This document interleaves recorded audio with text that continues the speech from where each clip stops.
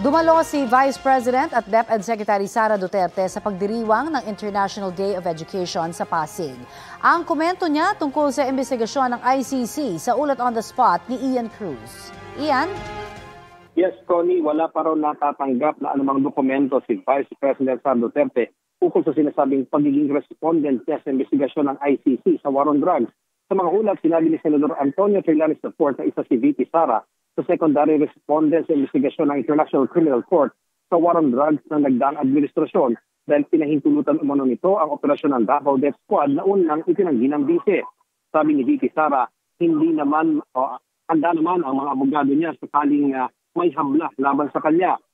Hindi pa raw sila muli nagkikita at nagkakausap ng ama si dating Pangulong Rodrigo Duterte ukol dito. Abogado raw ang kanyang ama kaya alam na raw nito ang dapat gawin. Narito ang bahagi ng ating panayam sa Vice Presidente. Wala pa ako natatanggap na document na secondary respondent ako sa ICC. But in any event, handa naman na yung mga lawyers na gumawa ng hakbang kung sakali man na merong ganun. Saka sabi mo nga, ma'am, sa speech, sa statement mo na sa Filipino judge ka lang. Yes, opo.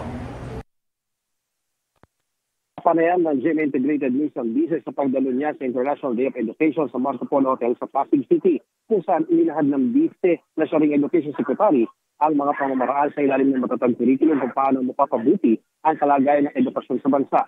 Sunod ito, inaasahang magtutunta sa Esteban Abada Elementary School dito sa Quezon City ang bise para naman sa paglulunsad ng School Health Mental Program at School-Based Feeding Program. Balik sa'yo, Paul.